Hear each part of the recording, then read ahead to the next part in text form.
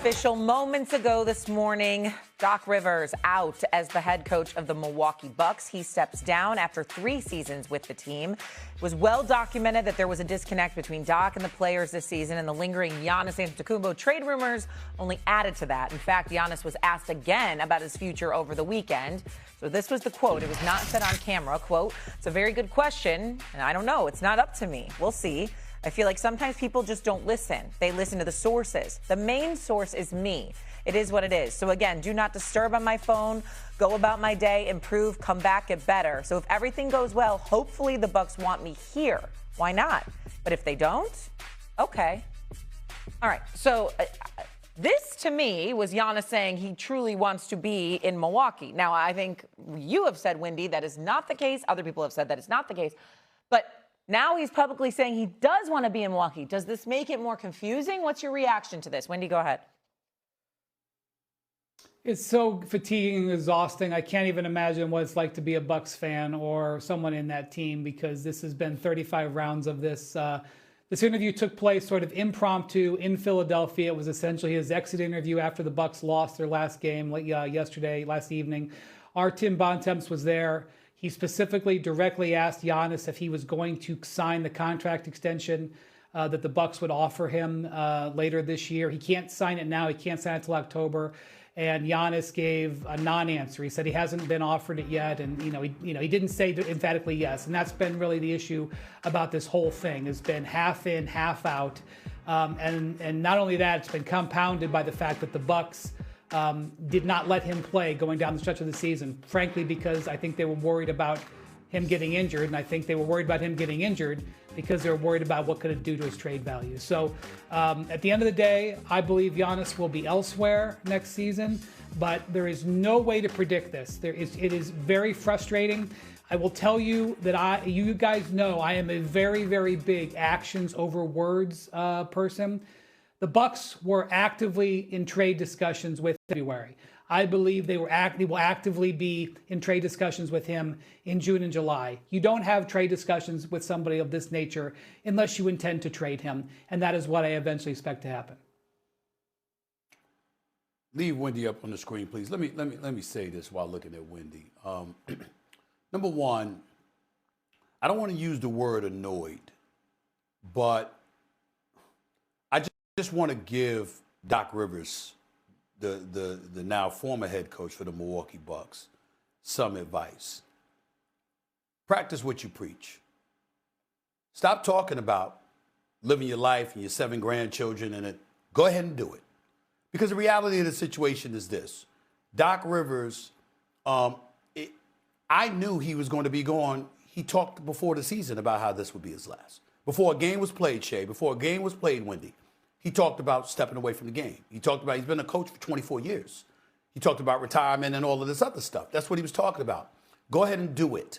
Because I think that this man who's going into the Hall of Fame, who was the 6th, active winningest coach of all time, entering the season, all this stuff. You've accomplished a lot in your career. You won a championship. You've been to 2 NBA finals. A lot of people think if it wasn't for a couple of injuries, particularly Kendrick Perkins, believe it or not, in 2010, you would have beat the Lakers the second time.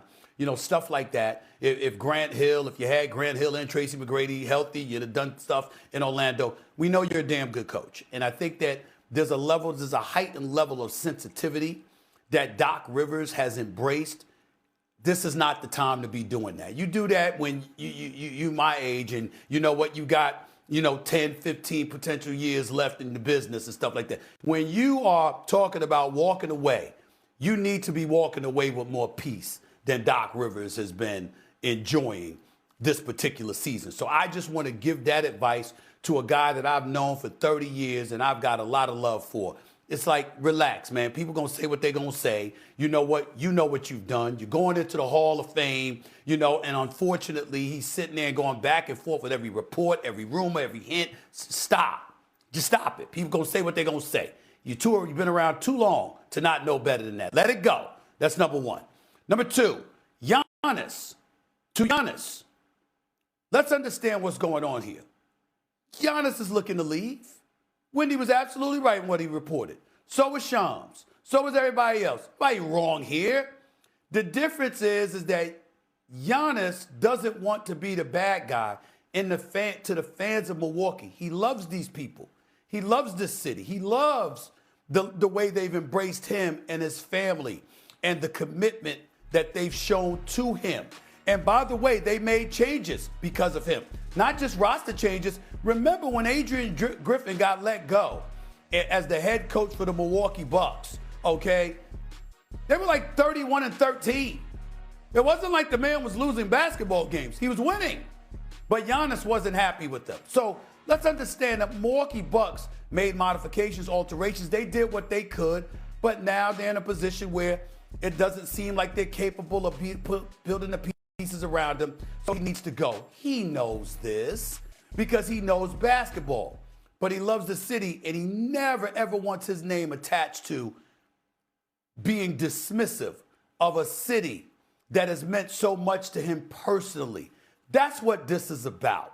Giannis knows he wants to go. Giannis knows it's best for him to go. He is one of the top 5 players on the planet Earth. Mired in Milwaukee, not making playoffs. By the way, Wendy pointed this out last week, Shay. They were losing games when Giannis was on the court. Not just when he was off it. You understand? They're not good enough. And they can do but only so much to make themselves good enough. Does Giannis, with that attitude, with that fire in his belly, that champion, that MVP, that former defensive player of the year, does that look like a guy that wants to be sitting around losing game after game and being on a team that's irrelevant, and the only thing that's relevant about them is him, and it's only until April, and then he goes back to Greece? Does he strike you as that kind of person? Not to any of us who covers him. We know better than that. He's a warrior, and he's a winner, and he doesn't want to be in that situation. He just doesn't want to tell the citizens in Milwaukee, I don't want to be with you anymore. He doesn't want that on his basketball epitaph. That's all. That's what we're dealing with here. And it's unfortunate because it leaves stuff up in the air, and then he gives these quotes indicating that he wouldn't mind staying. Of course he doesn't mind staying. As a citizen, of course he doesn't mind staying in the city. He just doesn't want to be a part of this basketball team because he knows the basketball team ain't going to win anytime soon. That's the reality. And he has a hard time admitting that publicly. That's what this is all about. I hope that is the case because, I mean, as Wendy said, there's so much fatigue with this now. And I feel like it's just constant missed messages, like constant missed messages. Then just say, like, I'm not sure. I don't know. Don't say he wants to be there. It's confusing. By the way, back to the Doc Rivers thing. It's the first time a Doc Rivers coach team has finished in the bottom 10 offensively and defensively. Clearly, this was just not his year. They're not good. They're not good. They're not telling. They were not good. Coming up here on First Take, the Knicks draw the Hawks in the first round of the playoffs. Should they be on upset alert? You don't want to miss that. Plus, Steph versus Kawhi in the first round of the play-in tournament, which stars facing more pressure to advance.